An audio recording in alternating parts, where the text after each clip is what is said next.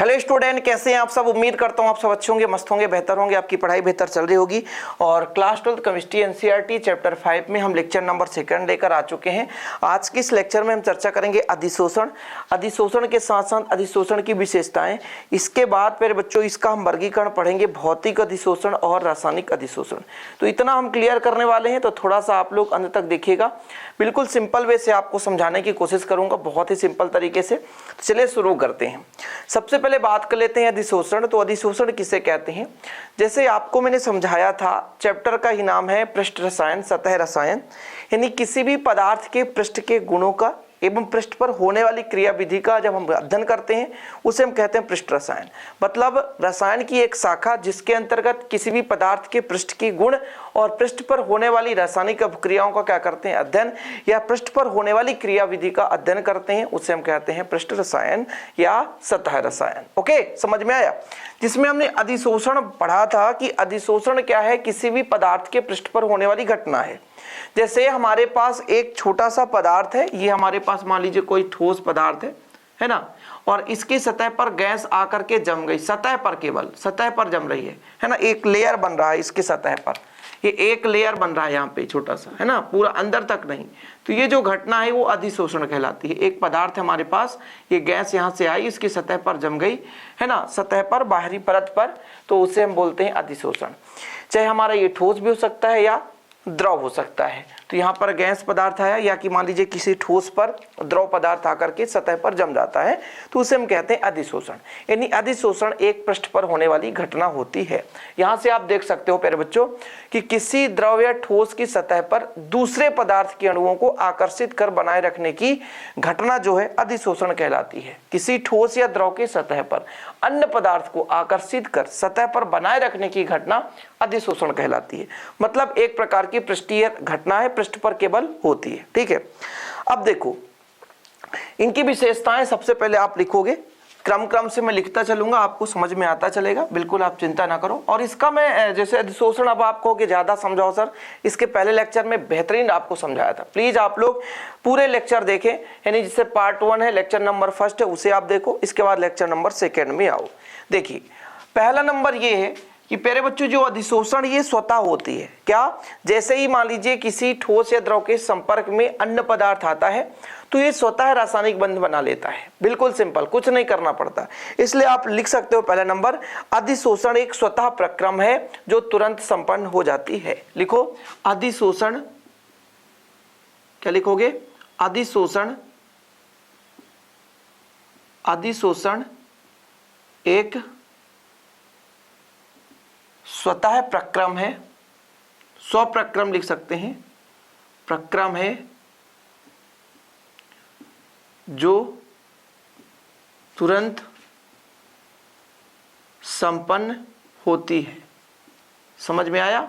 अधिशोषण एक क्या है, स्वतः प्रक्रम है। स्वतः प्रक्रम का मतलब जैसे ही पदार्थ उसके पृष्ठ पर आता है, संपर्क तल पर आता है, रासायनिक अभिक्रिया संपन्न होना प्रारंभ हो जाती है। हमें कुछ नहीं करना पड़ता फिर बच्चों, इसलिए हम इसे कहते हैं एक स्वतः प्रक्रम है। ठीक है। दूसरा नंबर आपने पढ़ा कि भाई साहब हमने कहा कि ये पृष्ठ रसायन का ये टॉपिक है। ठीक है, चैप्टर का नाम ही पृष्ठ रसायन, मतलब एक पृष्ठ पर होने वाली घटना है। तो अधिशोषण एक पृष्ठीय घटना है जो किसी भी सतह पर हो सकती है। तो आगे लिखो दूसरा नंबर, अधिशोषण, अधिशोषण एक पृष्ठीय घटना है। कैसी घटना है, पृष्ठीय घटना है जो किसी भी सतह पर हो सकती है, यानी पृष्ठ पर होना चाहिए बस। तो अधिशोषण एक क्या है प्यारे बच्चों, स्वतः प्रक्रम है जो तुरंत संपन्न होती है। दूसरा, अधिशोषण एक पृष्ठीय घटना है जो किसी भी सतह पर हो सकती है, पृष्ठ पर होने वाली घटना है। पहले भी अधिशोषण बताया गया कि किसी ठोस या द्रव के सतह पर अन्य पदार्थ को आकर्षित कर बनाए रखने की घटना अधिशोषण कहलाती है। क्लियर। तीसरा नंबर बहुत ही सिंपल है, चूंकि अधिशोषण एक ऊष्माक्षेपीय अभिक्रिया, ऊष्माक्षेपीय अभिक्रिया क्यों बोलेंगे, क्योंकि जब भी ये अधिशोषण की प्रक्रिया होती है तो इससे ऊष्मा निकलती है। ऊष्मा कैसे निकलती है वो चीज मैं समझाऊंगा। तो यहां पर आप अगला नंबर लिख लो, अधिशोषण, अधिशोषण एक ऊष्माक्षेपी अभिक्रिया है। ऊष्माक्षेपी अभिक्रिया मतलब इसमें से ऊष्मा उत्पन्न होता है। क्या होता है? ऊष्मा उत्पन्न होता है। अपने भाषा में लिख लो। अब जब ऊष्मा उत्पन्न होगी प्यारे बच्चों तो इसके मुक्त ऊर्जा में कमी होगी। अधिशोषण से क्या? अधिशोषण से पदार्थ के मुक्त ऊर्जा में कमी आती है। कमी आती है। और जब मुक्त ऊर्जा कम होता है प्यारे बच्चों तो एंथैल्पी के मान में भी कमी आती है। ठीक है, क्या होती है? एक मिनट।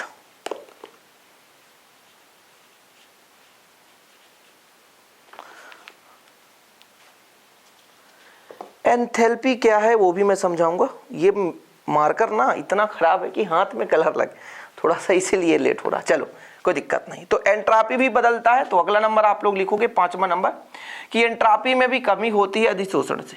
ये कैसे होता मैं अभी आपको समझाऊंगा।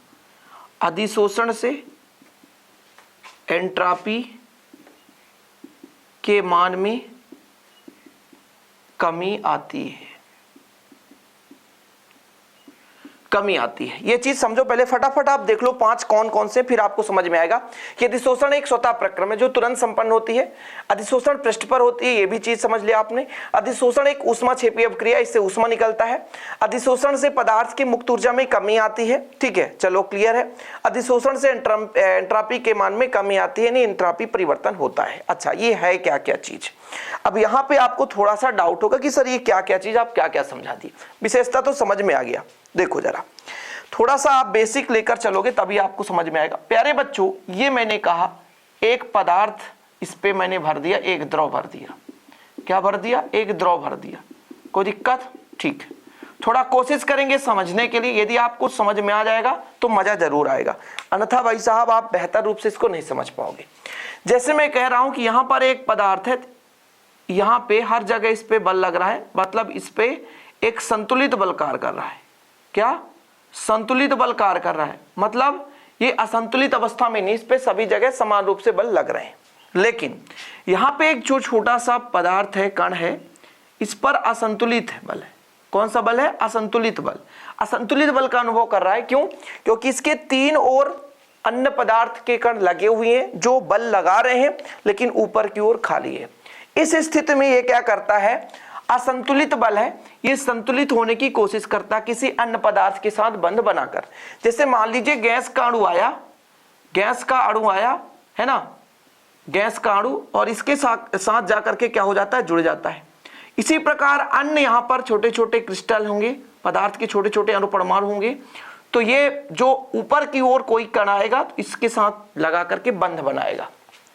थोड़ा समझने की कोशिश करो मैं क्या कह रहा हूं। ये आपके पास एक द्रव है, द्रव के अंदर जितने भी क्रिस्टल हैं, छोटे छोटे कण हैं, अणु परमाणु जो भी है, वो ये अंदर की बात करो, वो चारों ओर अन्य कणों से बंधे हुए हैं, इसलिए ये संतुलित है। मतलब उस कण पर जो बल है वो संतुलित बल है। समझ रहे हैं? मतलब उसका संयोग शून्य है, असंतुलित नहीं है। जितना ऊपर उतना ही नीचे, जितना दाएं उतना ही बाएं, हर जगह उस कण पर बल समान लग रहा है। क्लियर? अंदर की बात कर रहा हूं। जैसे आप खड़े हो, आपके चारों साइड व्यक्ति हैं तो आप सुरक्षित हो, मतलब संतुलित बल है आपके पास। लेकिन आपके 3 और व्यक्ति, सामने कोई नहीं है, सामने से अटैक होने की आशंका है, सामने से खतरा है, तो हम कहेंगे हम असंतुलन की स्थिति में हैं, हम संतुलित नहीं हैं। इस स्थिति पर हम क्या करेंगे? किसी अन्य के साथ बंध बनाने की चेष्टा करेंगे, कोशिश करेंगे। और जब हम किसी के साथ बंध बनाएंगे, जब किसी के साथ बंध बनाएंगे तो हमारे ऊर्जा में कमी आएगी, क्योंकि ऊर्जा उत्पन्न होगी। समझ रहे हैं? इसलिए तो कहते हैं ऊष्माक्षेपी प्रक्रिया में ऊष्मा उत्पन्न होता है। तो जैसे ही ये कोई भी परमाणु जो असंतुलित बल का अनुभव कर रहा है, वो अन्य किसी अणु से, चाहे वो गैस का हो या द्रव का हो, वो अन्य किसी अणु को अपने सतह पर बनाए रखने की कोशिश करता है। मतलब एक संतुलन अवस्था की स्थिति में आने की कोशिश कर रहा है। वो भाई साहब जबरदस्ती नहीं कर रहा, संतुलन की स्थिति में आने की कोशिश कर रहा है। अब जब संतुलन की स्थिति में आने की कोशिश करेगा तो कहीं ना कहीं प्यारे बच्चों, कहीं ना कहीं एक बंध बनेगी, और जब बंध बनेगी तो कहीं ना कहीं कुछ ऊर्जा रिलीज होगा। समझ रहे? बंध बन रहा है तो एनर्जी उत्पन्न हो रहा है। यही जो असंतुलित बल है ना, यही जो असंतुलित बल है, संतुलित बल में बदलेगा तो इसका जो एक्स्ट्रा जो एनर्जी है वो बाहर जाएगा, इससे ऊष्मा उत्पन्न होगी, जिसे हम कहते हैं ऊष्माक्षेपी प्रक्रम। क्या बोलते हैं, ऊष्माक्षेपी प्रक्रम।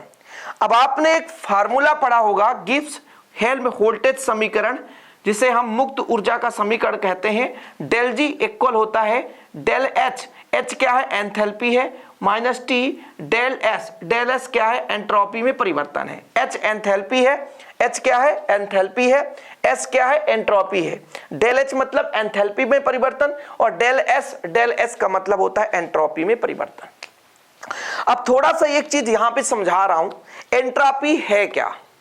जैसे मैं कह रहा था कि जब हमारे पास यहाँ पे अधिशोषण की क्रिया नहीं हो रही है, तो ये जो हमारे बाहर के छोटे छोटे अणु परमाणु हैं जो सतह पर हैं, वो असंतुलन की स्थिति में हैं, मतलब ये अव्यवस्थित हैं। क्या है, अव्यवस्थित हैं। तो जब अव्यवस्थित हैं तो एंट्रोपी का मान अधिक है, याद रखिएगा। बेतरतीबी की माप है किसी भी क्रिस्टल में, किसी भी मतलब हम पदार्थ की बात करें, जब उसके हम ऊष्मा की बात करते हैं तो हर एक कण की ऊष्मा अलग अलग है। बेतरतीबी मतलब तितर बितर, अनियमित रूप से, कहने का मतलब किसी भी पृष्ठ पर कण जितने अनियमित रूप से अवस्थित होंगे एंथैल्पी का मान उतना ही अधिक होगा, और जितना नियमित क्रम में होते जाएंगे एंथैल्पी का मान उतना ही कम होगा। अब देखो क्या होता है कि जैसे जैसे पहले हम कह रहे हैं कि सतह पर सभी क्रिस्टल अनियमित हैं, सतह पर जितने भी क्रिस्टल है वो अनियमित हैं। जब अनियमित है प्यारे बच्चों, तो कहने का मतलब उसमें एंथैल्पी का मान ज्यादा है। लेकिन जैसे ही अधिशोषण की घटना होती जाएगी, जब अधिशोषण की घटना होगी तो कहने का मतलब जो भी अणु परमाणु हैं वो संतुलित अवस्था में होंगे। अब जब संतुलित हो गए तो एंट्रोपी के मान में कमी आती है। फिर से समझो, इसलिए तो कहते हैं एंट्रोपी में कमी आती है। कैसे कमी आई सर, ये चीज समझो, फिर से समझो मैं क्या कह रहा हूं। जितने यदि अणु अनियमित हैं, अव्यवस्थित हैं, बेतरतीबी की माप ही एंट्रोपी है। समझ, समस्त क्रिस्टलों में एनर्जी है, कुछ न कुछ ऊष्मा है, और उनके बेतरतीबी की माप, इन जितना अनियमित है एंट्रोपी उतना अधिक है, जितना नियमित हो जाएंगे वो एंट्रोपी उतना ही कम होगा। तो जैसे मैंने कहा कि अधिशोषण की क्रिया नहीं हुई, उसके पृष्ठ के जितने भी अणु परमाणु या आयन है, जो भी हों, द्रव के छोटे छोटे कण हैं, अब कण से मिलकर ही द्रव बनता है। मत कहना सर द्रव में कण कहां से आ गए, सबके कण होते छोटे छोटे अति सूक्ष्म कण, समझ रहे हैं, जिसमें अणु परमाणु आयन कह सकते हैं, वही तो कण हैं। तो उनके सतह पर जो कण हैं, उनके सतह पर जो कण है अनियमित है, मतलब एंट्रोपी का मान अधिक है। और जैसे ही यदि शोषण होता है तो सब संतुलन की स्थिति में आते हैं। मैं क्या कह रहा हूं, पहले असंतुलित थे तो संतुलन की स्थिति में आते हैं, मतलब उनमें बेतरतीबी समाप्त, अनियमितता समाप्त। जैसे आप घूम रहे हो, जैसे ही प्रिंसिपल सर आ जाए तो आप सब पंक्तिबद्ध खड़े हो जाओगे, किसी की औकात नहीं कि इधर उधर हिल जाए, नहीं तो टीसी कटने का चांस बन जाता है। समझ रहे हो, उसी प्रकार से अधिशोषण की क्रिया हो गई। जब अधिशोषण होना शुरू हुआ तो संतुलित हो गए। अब जब संतुलित होने लग गए तो भाई साहब क्या हुआ, एंट्रोपी में क्या हो जाती, कमी, क्योंकि पहले बेतरतीबी, अनियमित, यादृच्छिकता, अव्यवस्थित, ये सब के कारण एंट्रोपी अधिक था। जैसे वो नियमित क्रम में हो गए, सब संतुलन बल का अनुभव करने लगे, क्योंकि अन्य अणु के साथ क्रिया कर रहे हैं, बंध बना रहे हैं, तो इसमें एंट्रोपी में कमी आती है। ये चीज हमने लिखा है। अब इन दोनों के रिलेशन से, जैसे हमारे पास एंथैल्पी में परिवर्तन होता है और एंट्रोपी में कमी आती है, इन दोनों के रिलेशन से प्यारे बच्चों हम डेल जी का मान निगमित कर सकते हैं। इसलिए कहते हैं कि कोई भी अभिक्रिया स्वतः यदि हो रही है तो उसमें मुक्त ऊर्जा के मान में कमी आती है। ये जो डेल जी है मुक्त ऊर्जा है, इसके मान में कमी आती है। ये चीज आप नोट कर लें। इसका हम सबूत भी सिद्ध कर सकते हैं, लेकिन अब आपको इतना समझना काफी है कि भाई साहब ऊष्माक्षेपी ऊष्मा उत्पन्न होती है, और जब भी स्वतः अभिक्रिया होगी कहीं भी तो वहां पर मुक्त ऊर्जा के मान में कमी आएगी। और प्यारे बच्चों ध्यान रखिएगा, उसके एंट्रोपी में भी कमी आएगी, क्योंकि एंथैल्पी में परिवर्तन होता है। ठीक है, चीजें क्लियर है, ओके, समझ में आया। चलो, यही जो एंथैल्पी में परिवर्तन कैसे सर, ये सर हमको ये समझ में नहीं है, एंथैल्पी में परिवर्तन क्या है। तो मैं कहा कि जैसे ही बंध बनाया तो भाई बंध बनाने के कारण ऊर्जा मुक्त हुई। अब वो ऊर्जा बाहर जा रही है, यानी कणों का जो एनर्जी जो बल था वो क्या हो गया, खत्म हो रहा, समाप्त हो रहा है। तो एनर्जी जब लॉस हो रहा है तो एंथैल्पी में क्या हो रही है, कमी हो रही है। ओके, चीजें क्लियर है। इससे आप ऐसा निकाल सकते हो, देखो एंथैल्पी में कमी माइनस डेल एच कर दो, और इसमें कमी तो माइनस माइनस प्लस कर दो, है ना। अब यदि इसका मान अधिक है, इसका मान अधिक है और इसका मान थोड़ा सा कम है इसके अपेक्षा, यानी del h greater than del s. यदि डेल एच का मान अधिक है, ऋणात्मक मान यदि अधिक है तो वैल्यू ऋण ही आएगी, यानी डेल जी यानी मुक्त ऊर्जा का मान ऋण होता है। ठीक है, अरे यार बड़ा डीपली बता दिए सर, समझ में नहीं आ रहा, हम इतना याद कर लेंगे, काफी है, इतना समझ गया हो गया आप लोग। ओके चलिए, तो ये हमारा हो गया भाई साहब अधिशोषण, अधिशोषण की विशेषताएं। अब हम बात करेंगे प्यारे बच्चों दो अधिशोषण। अधिशोषण में हम पढ़ेंगे मुख्य रूप से भौतिक अधिशोषण और दूसरा रासायनिक अधिशोषण। तो हेडिंग लगा लो अधिशोषण के प्रकार, अधिशोषण के प्रकार। ओके, भौतिक अधिशोषण और रासायनिक अधिशोषण। तो भौतिक अधिशोषण क्या होगा कि भाई अधिशोषण में दो चीज होता है, एक अधिशोष और एक अधिशोषक। जिसके सतह पर घटना होती है उसे अधिशोषक कहते हैं, और जिस पदार्थ का अधिशोषण होता है उसे हम अधिशोष कहते हैं। ये चीज तो आपको याद करना पड़ेगा, ठीक है। जैसे मैंने कहा कि एक मैंने द्रव लिया, उसके सतह पर कोई गैस आया, तो जो द्रव लिया वो अधिशोषक है क्योंकि उसके सतह पर घटना हो रही है। जो मैंने गैस बुलाया उसके सामने जिसका अधिशोषण हो रहा है उसे हम अधिशोष कहेंगे। क्या बोलेंगे? अधिशोष। क्लियर है प्यारे बच्चों, समझ में आ गया? तो अब आगे हेडिंग लगाएंगे आप लोग, क्या लगाएंगे? अधिशोषण के प्रकार। अधिशोषण के प्रकार, इसके दो प्रकार हैं प्यारे बच्चों, एक आपका भौतिक अधिशोषण, एक आपका भौतिक अधिशोषण और दूसरा आपका रासायनिक अधिशोषण। क्या?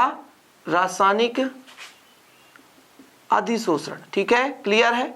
भौतिक अधिशोषण, पहला नंबर हेडिंग लगाओगे आप लोग, भौतिक अधिशोषण। ठीक है, ये चीज तो मैंने आपको पहले भी बताया कि बच्चों यदि अधिशोषण हो रहा है, क्या हो रहा है? अधिशोषण। तो अधिशोषण में आता है अधिशोष। क्या? अधिशोष। किसके सतह पर? अधिशोषक। इनके बीच क्रिया होती है, इनके बीच बंध बनता है, तब जो घटना होती है उसे अधिशोषण कहते हैं। यानी अधिशोष अधिशोषक के सतह पर आता है तब एक क्रिया विधि होती है। मैंने कहा इसमें पदार्थ है, इस पे कोई भी हमारे पास द्रव भरा हुआ है। क्या? द्रव भरा है। इसके सतह पर कोई गैस आया, क्या आया? गैस।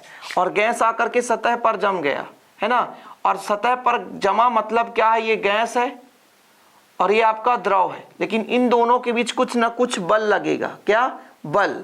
तो प्यारे बच्चों उस बल से बनेगा बंध, कहीं ना कहीं कुछ बंध बनेगा, जैसे वान डेर वाल्स बल के कारण एक बंध बनेगा, जिसे हम बोलेंगे प्यारे बच्चों यहाँ पर भौतिक अधिशोषण की क्रिया विधि। मतलब यहाँ पर एक चीज तो समझ में आया कि अधिशोषण में होता क्या है? अधिशोष आता है, अधिशोषक की सतह पर अधिशोष के छोटे छोटे कण यानी आयन अणु परमाणु जो भी है वो अधिशोषण के सतह पर कणों के साथ क्या करेंगे? एक बंध का निर्माण करेंगे। जब बंध बनेगा तो कहीं ना कहीं ऊर्जा निकलती है, ऊर्जा मुक्त होती है, ऊष्मा छिपी प्रक्रम इसे ही कहते हैं।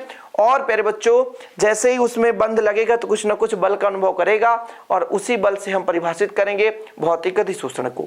तो जो हमारा भौतिक अधिशोषण होता है इसमें अधिशोष और अधिशोषक के बीच दुर्बल वान डेर वाल्स बल लगता है। कौन सा बल? दुर्बल वान डेर वाल्स बल लगता है। ओके, याद कर लो। एक ऑब्जेक्टिव यहां से आपका तैयार। एक ऑब्जेक्टिव सबसे बेहतरीन ऐसा पूछा जाता है कि ऊष्मा छेपी अधिशोषण, फिर रिक्त स्थान दे देता है, प्रक्रम है तो ऊष्मा छेपी प्रक्रम है। अधिशोषण किस प्रकार का प्रक्रम है प्यारे बच्चों? तो ऊष्मा छेपी प्रक्रम है, याद कर लो। ठीक है, कोई दिक्कत तो नहीं है, यहां तक समझ में आया? इसको हम मिटाएंगे और अब परिभाषा अपने भाषा में लिखेंगे। क्या लिखेंगे प्यारे बच्चों भौतिक अधिशोषण में?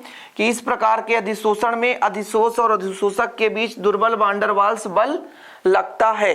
ठीक है, दुर्बल वान डेर वाल्स बल कार्य करता है। अब चूंकि आपको पता होना चाहिए दुर्बल जो वान डेर वाल्स बल होता है अत्यंत दुर्बल है, इस कारण से इसमें जो भी घटना होगी उसका हम विपरीत प्रक्रम भी निकाल सकते हैं। जैसे अधिशोषण का अपोजिट होता है फिर बच्चों विशोषण।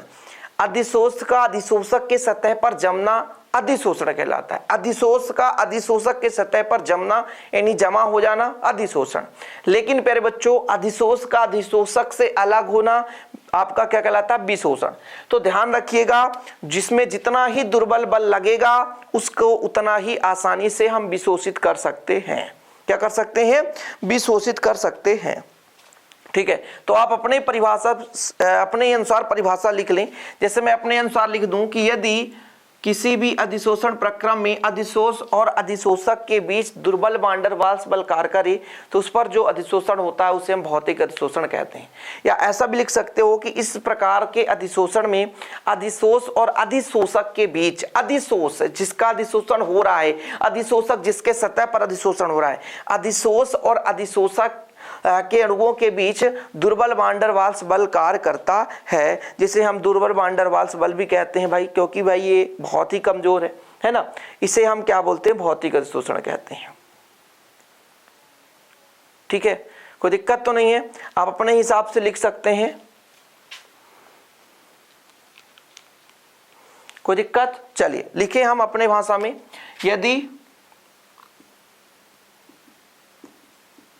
अधिशोषण में अधिशोषक के साथ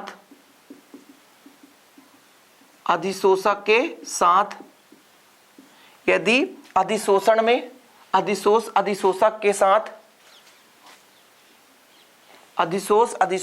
साथ दुर्बल वान डेर वाल्स बल या दुर्बल वान डेर वाल्स ऐसा भी लिख सकते हो, है ना, दुर्बल आकर्षण बल, दुर्बल वान डेर वाल्स बल, बस ऐसे लिख दो, दुर्बल वान डेर वाल्स द्वारा यदि अधिशोषण में अधिशोषक के साथ दुर्बल वान डेर वाल्स बल द्वारा बंधे होते हैं तो वहां भौतिक अधिशोषण होता है, या उसे भौतिक अधिशोषण कहते, अधिशोषण होता है। लिख लो भाई साहब, क्या लिखोगे कि जब अधिशोषण में अधिशोष और अधिशोषक के साथ अधिशोषक के साथ दुर्बल वान डेर वाल्स द्वारा बंधे होते हैं तो वहां भौतिक अधिशोषण होता है। ठीक है, कोई दिक्कत, लिख सकते हो, सिंपल वे से आप लिख लो, कोई दिक्कत नहीं है। ठीक, एग्जाम्पल लिखोगे, विभिन्न गैसों का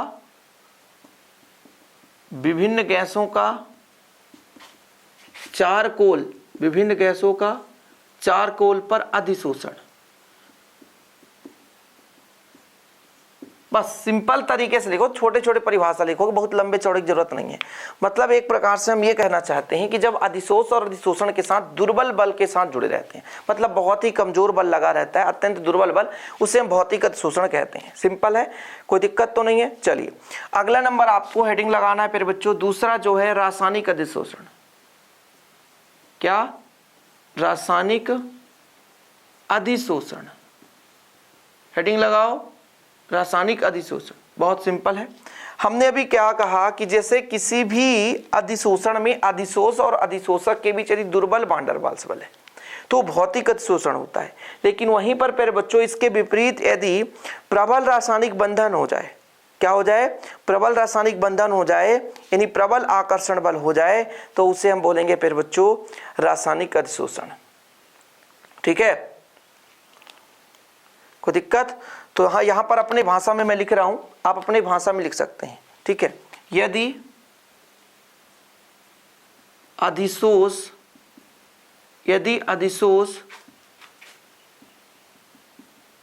अधिशोषक के साथ प्रबल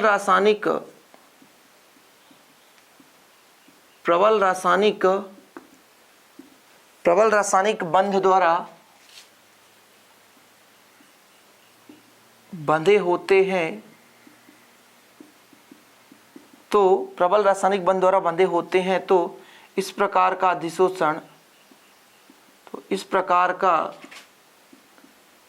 अधिशोषण रासायनिक अधिशोषण कहलाता है। क्या? रासायनिक अधिशोषण कहलाता है। चीजें क्लियर है? अब देखो, इसकी विशेषताएं कभी नहीं पूछी जाती, ध्यान रखिएगा। रासायनिक अधिशोषण का मतलब समझ गए कि जैसे हमारे पास अधिशोष आया, है ना, अधिशोषक के साथ प्रबल बंध के साथ बंध बना ले, है ना, यानी आकर्षण बल इसमें ज्यादा लग जाए। जब दुर्बल आकर्षण बल तो भौतिक अधिशोषण, जब प्रबल आकर्षण बल पे बच्चों तो वहां पर हो जाता है रासायनिक अधिशोषण। क्या हो जाता है? रासायनिक अधिशोषण। सिंपल है, समझ में आ गया रासायनिक अधिशोषण या भौतिक अधिशोषण, कि जब प्रबल आकर्षण बल होगा तो वहां पर क्या होगा फिर बच्चों, वहां पर दुर्बल आकर्षण बल होगा तो भौतिक अधिशोषण, जब प्रबल आकर्षण बल तो आपका रासायनिक अधिशोषण होता है। ठीक है, एग्जाम्पल लिख लो, जैसे हाइड्रोजन गैस का एग्जाम्पल आप लिखो, H2 गैस का निकिल या प्लेटिनम पर अधिशोषण, ये विशिष्ट है प्यारे बच्चों, है ना। ऐसा नहीं कि हाइड्रोजन सभी जैसे हमने यहाँ पर देखा चारकोल पर कोई भी गैस, जैसे अक्रिय गैस मुख्य रूप से चारकोल पर अधिशोषित हो जाते हैं। चारकोल में तो बहुत ज्यादा अधिशोषण की क्रिया हो जाती है, चारकोल रंगीन पदार्थों को भी अवशोषित कर लेता है। लेकिन भाई साहब ये विशिष्ट है कि निकिल पर ऐसा ही नहीं कि कोई भी गैस आकर के अधिशोषित हो सकता है। हाइड्रोजन गैस भले ही चारकोल अधिशोषित कर ले, लेकिन निकिल पर एक निश्चित कंडीशन है कि निकिल पर केवल हाइड्रोजन गैस ही अधिशोषित हो रहा है। तो ये एक विशिष्ट अभिक्रिया होती है, यानी विशिष्ट क्रिया कहलाएगी। जो आपकी रासायनिक अभिक्रिया है वो विशिष्ट क्रिया। जल्दी फटाफट आप स्क्रीनशॉट ले सकते हो शॉर्ट फॉर्म में। और फिर बच्चों मैं आपसे हमेशा कहता हूँ कि बेहतर नोट्स के लिए, जैसे मेरा मैं यहाँ पे शॉर्ट फॉर्म में आपको समझा देता हूँ कि मेरा कॉन्टैक्ट नंबर है 968529 इस पर आप कॉन्टैक्ट करके बेहतर नोट्स ले सकते हैं प्रॉपर रूप से बोर्ड एग्जाम की तैयारी के लिए। हैंड रिटेन नोट्स है, खुद का बनाया हुआ नोट्स है, बेहतर रूप से नोट्स रहता है ताकि आपकी तैयारी भी बेहतर हो सके। कोशिश यही करता हूं कि आपका बेहतर तैयारी हो सके। ओके,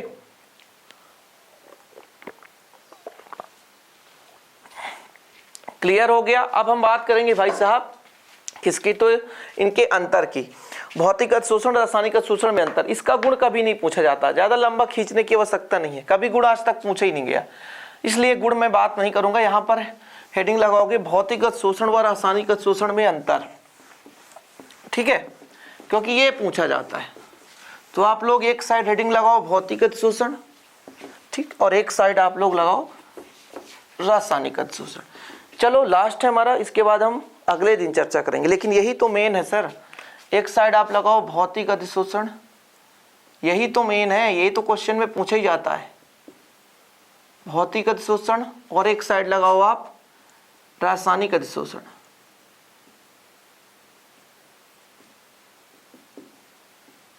ठीक है, लेक्चर नंबर ये सेकंड है, ध्यान रखना, और आपको फर्स्ट लेक्चर देखना ही पड़ेगा पूरा विधिवत समझने के लिए।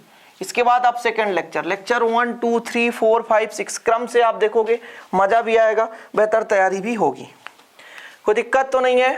पहला नंबर देखो, भौतिक अधिशोषण में आपने क्या समझा कि भाई साहब जब हम भी अधिशोष और अधिशोषक की बात करते हैं तो इनके बीच जो बल होता है दुर्बल आकर्षण बल होता है, लेकिन वहीं पे यदि हम रासायनिक अधिशोषण की बात करें तो इस पे प्रबल रासायनिक बंध होता है, यानी इसके बीच जो बल लगता है वो प्रबल होता है।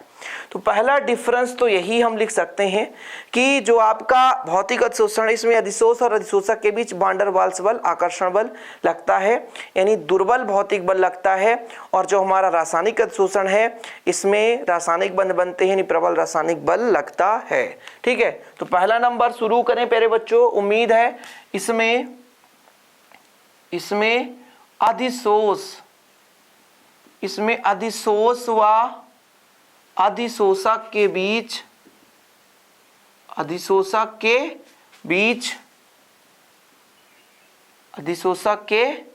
बीच दुर्बल वान डेर वाल्स बल लगता है। ठीक है, दुर्बल वान डेर वाल्स बल लगता है, ये अपने भाषा में मैं लिख रहा हूं, अपने भाषा में लिखता हूं।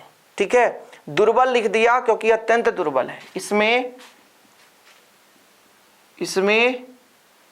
अधिशोष यानी जिसका अधिशोषण होता है, जिस पर अधिशोषण होता है तो वो अधिशोषक कहलाता है। अधिशोष व अधिशोषक के बीच प्रबल रासायनिक बंध काम करता है,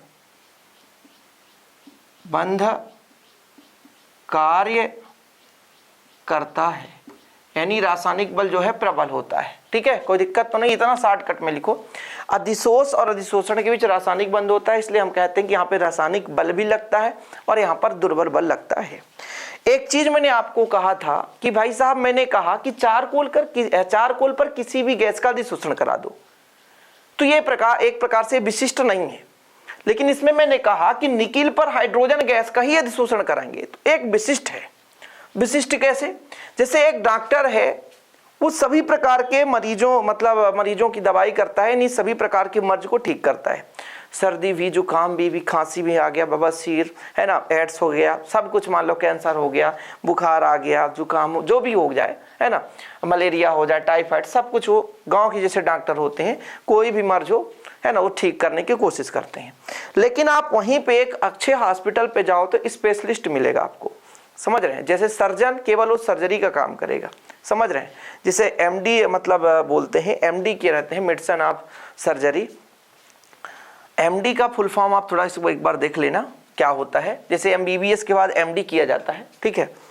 चलो, तो हम क्या कह रहे थे कि जो हम बात कर रहे थे, एक नॉर्मल डॉक्टर की सभी प्रकार के मरीजों को दवाई देता है और ठीक करता है, तो वो हमारा भौतिक अधिशोषण हो गया कि इसमें एक चारकोल आ गया, कई गैसों को अधिशोषित कर सकता है वो अलग अलग टेम्परेचर पर, अलग अलग ताप पर। लेकिन वहीं पे हम बात कर लेते हैं जो रासायनिक अधिशोषण, ये एक विशिष्ट अभिक्रिया है, ऐसा नहीं होता। एक विशेष स्पेशलिस्ट होगा, यदि दांत का दवाई करेगा दांत का, कान का तो कान का, है ना। तो यदि आपको हृदय रोग विशेषज्ञ है तो हृदय रोग का ही वो दवाई करेगा। तो ये इस प्रकार से रासायनिक अधिशोषण है। तो इसमें चारकोल किसी भी गैस को अधिशोषित कर रहा था, लेकिन इसमें चारकोल नहीं है। इसमें हमने बताया आपको निकिल प्लेटिनम हाइड्रोजन गैस को अधिशोषित कर रहा है, ऐसा नहीं कि अब ले जाओ नाइट्रोजन गैस को तो अधिशोषित कर लेगा। तो इसलिए हम इसको लिख सकते हैं कि भाई साहब, जो हमारा रासायनिक अधिशोषण होता है यह एक विशिष्ट अभिक्रिया होती है। क्या होती है? विशिष्ट होती है, स्वभाव में विशिष्ट होती है। लेकिन प्यारे बच्चों, यह एक विशिष्ट नहीं है, ठीक है। तो आप लिख सकते हो यह स्वभाव से विशिष्ट नहीं है। दूसरा नंबर आप लोग लिखो, दिख रहा है आपको? बिल्कुल दिख रहा है। यह स्वभाव से विशिष्ट नहीं है, विशिष्ट नहीं है। इसमें क्या लिखोगे? यह स्वभाव से अत्यंत विशिष्ट है, अत्यंत विशिष्ट है। यह स्वभाव से अत्यंत विशिष्ट है। क्लियर है? दूसरा अंतर भी तैयार हो गया। पहला आपने कहा प्रबल आकर्षण बल इसमें लगता है, इसमें दुर्बल लगता है। ये अत्यंत विशिष्ट है, ये विशिष्ट नहीं है। नहीं, भौतिक की कोई वैल्यू ही नहीं है यार, भौतिक की कोई वैल्यू ही नहीं है, समझ रहे हो। अब जैसे हम ये कहे कि भाई जब दुर्बल है इसको तोड़ना भी आसान है, यदि दुर्बल है इसको तोड़ना भी आसान है। तोड़ना आसान है मतलब इसमें अधिशोषण भी हो रहा है, विशोषण भी हो रहा है आसानी से। अब जब दोनों प्रक्रम हो रहा है तो इसे बोल देंगे उत्क्रमणीय। मैं क्या कह रहा हूं? अधिशोषण भी हो रहा है, विशोषण भी हो रहा है ना। कुछ पदार्थ आकर के जुड़ भी रहे हैं और कुछ अलग भी हो रहे हैं, दोनों की क्रिया हो रही है। तो ये एक प्रकार से उत्क्रमणीय प्रक्रम है, ये आसानी से टूट जाता है, इसलिए आप इसको लिखो यह उत्क्रमणीय प्रक्रम है। तीसरा नंबर लिखो यह उत्क्रमणीय प्रक्रम है। क्या प्यारे बच्चों? उत्क्रमणीय प्रक्रम है। कौन सी प्रक्रम है? उत्क्रमणीय प्रक्रम है। और यह उत्क्रमणीय नहीं है, जब उत्क्रमणीय नहीं है तो क्या है? यह अनुत्क्रमणीय प्रक्रम है। तीसरा नंबर लिखो यह अनुत्क्रमणीय प्रक्रम है, अनुत्क्रमणीय प्रक्रम है। एक उत्क्रमणीय प्रक्रम है, यह एक अनुत्क्रमणीय प्रक्रम है। मतलब ये जो है अधिशोषण हो रहा है तो इससे भाई अधिशोष अलग भी हो रहा है, विशोषण भी आसानी से हो जाता है बिना कुछ एनर्जी दिए, नॉर्मल तौर पर। लेकिन रासायनिक अधिशोषण एक विशिष्ट अभिक्रिया है, इसमें कुछ ना कुछ हमको टेम्परेचर देना पड़ेगा ज्यादा मात्रा में। तो प्यारे बच्चों, इसलिए जो हमारा रासायनिक अधिशोषण होता है अनुत्क्रमणीय प्रक्रम है ना। चीजें क्लियर हो गई होगी, ठीक है, कोई दिक्कत तो नहीं। अब जैसे ही हमारे पास भौतिक अधिशोषण की बात कर लेते हैं, जैसे ही अधिशोष अधिशोषक के पास आता है तो तुरंत ये अभिक्रिया हो जाती है। भौतिक अधिशोषण तुरंत, क्योंकि दुर्बल है, कम बल लग रहा है, आसानी से खींच लेता है। लेकिन जो रासायनिक अधिशोषण है यह मंद भी हो सकता है, तीव्र, दोनों प्रकार से होता है। लेकिन ये तत्काल होने वाली प्रक्रम है, ठीक है। यह जो है भौतिक अधिशोषण तत्काल होने वाली प्रक्रम है, तत्काल होने वाली प्रक्रम है, तत्काल होने वाली प्रक्रम है, यानी तुरंत प्रक्रम होती है, तत्काल होने वाली प्रक्रम है। बहुत तीव्र प्रक्रम हो जाती है, तत्काल होने वाली प्रक्रम है, ठीक है। और यह जो प्यारे बच्चों मंद भी हो सकती है और तीव्र भी, यह प्रक्रम मंद भी व तीव्र भी हो सकती है, मतलब मंद भी हो सकती है और तीव्र भी हो सकती है। 4 डिफरेंस हो गए यार, और 4 डिफरेंस यदि आप तैयार कर लिए तो बहुत है। 1-2 डिफरेंस और कर लो। जैसे हम जब ताप बढ़ाते हैं, ताप बढ़ाने से भौतिक शोषण में क्या हो जाती है, कमी आती है। जैसे ताप बढ़ा देंगे तो भौतिक शोषण में क्या होती है, कमी आ जाती है। तो लिखो आप लोग 5वां नंबर, ताप बढ़ाओगे, ताप बढ़ाओगे तो जो अणु है छिन्न भिन्न हो जाएगा ना। ताप बढ़ाने पर भौतिक अधिशोषण में कमी आती है। भौतिक अधिशोषण में क्या आती है बच्चे लोग, कमी आती है, कमी आती है, ठीक है। इसमें लिखो ताप बढ़ाने पर पहले बढ़ती है फिर मंद हो जाती है। देखो उल्टा तो नहीं लिख दिया, एक बार मिलान करो। ताप बढ़ाने पर भौतिक शोषण में कमी आती है, बिल्कुल सही है। और जो रासायनिक शोषण है, यदि ताप बढ़ाते हैं तो पहले बढ़ जाती है फिर बच्चों, फिर सीधे धीरे धीरे कम हो जाती है। कितने अंतर हो गए तैयार, कितने अंतर हो गए भाई साहब, कितने अंतर हो गए, 5 अंतर हो गए। अब देखो पहला नंबर क्या लिखा, दुर्बल बल, प्रबल रासायनिक बंध लगता है, स्वभाव में विशिष्ट नहीं है, स्वभाव में विशिष्ट है, पर्टिकुलर गैस को अधिशोषित करता है। यह उत्क्रमणीय प्रक्रम है, मतलब अधिशोषण विशोषण आसान है, लेकिन यह उत्क्रमणीय प्रक्रम नहीं, क्योंकि विशिष्ट है भाई साहब, एक बार पकड़ेगा छोड़ेगा नहीं, है ना। और ये तत्काल होने वाली प्रक्रम है, जैसे जाता है बिल्कुल आकर्षित हो गया, लालची व्यक्ति, खाने के लिए भूखे मरा हुआ व्यक्ति, 3 दिन से खाया नहीं है, तुरंत जाकर भोजन गपने लगा भैया। फिर इसके बाद इसकी बात करें तो ये प्रक्रम जो है मंद भी हो सकती है, तीव्र भी हो सकती है। ताप बढ़ाते हैं तो छिन्न भिन्न होता है, बोलता है हम नहीं खाना खाएंगे, गर्मी दे रहे हो आप, धूप, ऐसा भी नहीं होने वाला। तो भाई यदि ताप बढ़ा देंगे तो भौतिक शोषण कम हो जाता है। ये बोल रहा है हम वैसे भी दुर्बल हैं, हमें कितना और गर्म करोगे, ताप बढ़ाओगे, हम नहीं होने वाले। भाई साहब ये कहता नहीं भाई ताप बढ़ाओ, प्रबलता के साथ हम बंध बनाएंगे, हमें तो और एनर्जी चाहिए होती है। जब हम बंध बना रहे होते हैं हमको एनर्जी चाहिए होती है। कौन बोलता है फिर बच्चों, ये बोलता है हमारा रासायनिक शोषण। इसलिए पहले बढ़ता है, फिर बोलता है यार ज्यादा ही गर्म कर दोगे तो क्या हो जाएगा, हमारी औकात सब कम हो जाएगी, तो फिर मंद हो जाता है। एक और बेहतर आपको डिफरेंस तैयार कर लेना चाहिए कि जो भौतिक शोषण है बिल्कुल लालची होता है। इसमें जो अधिशोष होता है लालची है, बिल्कुल आया फटाफट बोला नहीं तो भाई हम तो बंद बना ही लेंगे, तुरंत बन जाता है। लेकिन जो हमारा रासायनिक शोषण है इसमें ऐसा नहीं होता। इसमें बोला भैया हम तो नॉर्मल हो ही रहे हैं, लेकिन हमें एनर्जी मिल जाए तो और हम बढ़िया तरीके से होते हैं। देखो ना, पहले ताप बढ़ाएंगे तो बढ़ता है, मतलब इसमें सक्रियण ऊर्जा की आवश्यकता होती है। सक्रियण ऊर्जा क्या है सर, किसी पदार्थ को सक्रिय करने के लिए जो एनर्जी दी जाती है बाहर से। जैसे आप निष्क्रिय हो, बैठे हो, सो रहे हो, पढ़ने का मन नहीं कर रहा है, अब क्या करें, स्कूल में जाते हो, एक अच्छा टीचर आया, मोटिवेशन आपको सुनने लगे, एक स्टोरी सुना दिया, आपके मन में ऐसा फीलिंग हुआ हम पढ़ें, तो आप क्या हो गए, सक्रिय हो गए, तो कहीं ना कहीं से आपको एनर्जी मिल जाती है। इसी प्रकार अणु परमाणुओं को भी एक एनर्जी की आवश्यकता होती है, जो आप चैप्टर 4 में पढ़ा आपने कि किसी भी अणु को सक्रिय होने के लिए जो ऊर्जा दी जाती है, या किसी भी अणु को ऊर्जा अवरोध पार करने के लिए जो ऊर्जा दी जाती है, समझ रहे हैं, ताकि वो जो ऊर्जा है देहली ऊर्जा के बराबर हो जाए। जैसे अणु के पास स्वतः कुछ न कुछ एनर्जी तो होता है, हर बच्चा सोचता है कि हम पढ़ें, लेकिन यदि कोई सामने से अलग से मोटिवेशन दे देता है तो बच्चा और अधिक पढ़ने लग जाता है। तो हम जो एक्स्ट्रा दे रहे होते हैं उसे हम बोलते हैं सक्रियण ऊर्जा। तो भाई साहब हमने कहा कि भौतिक शोषण में अधिशोष पहले से भी भूखा पड़ा है, भूखा पड़ा है मतलब इसे भूख लगी है, इसे कुछ जरूरत नहीं है, है ना, इसलिए इसमें सक्रियण ऊर्जा की आवश्यकता नहीं होती। तो यहां पर आप लिख लो, इसमें सक्रियण ऊर्जा की आवश्यकता नहीं होती, इसमें सक्रियण ऊर्जा की आवश्यकता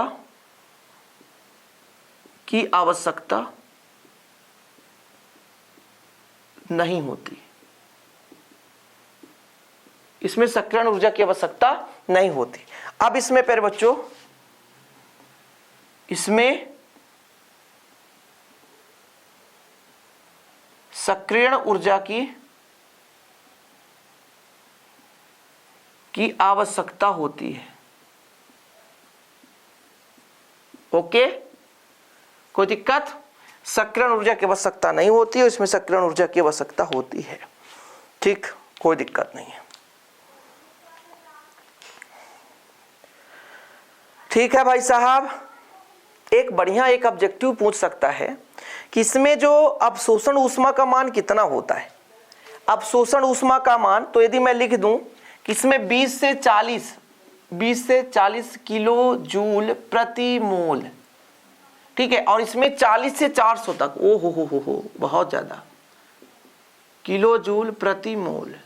ओके, तो ये चीज आप किलो यानी केजी हो जाएगा ना, किलो जूल, तो है के और किलो जूल, तो किलो जूल प्रति मोल। ये लो एक डिफरेंस में तैयार हो गया कि भौतिक अधिशोषण की जो अधिशोषण ऊष्मा होती है 20 से 40 किलो जूल प्रति मोल होती है, और इसमें जो है प्यारे बच्चों 40 से 400 किलो जूल प्रति मोल।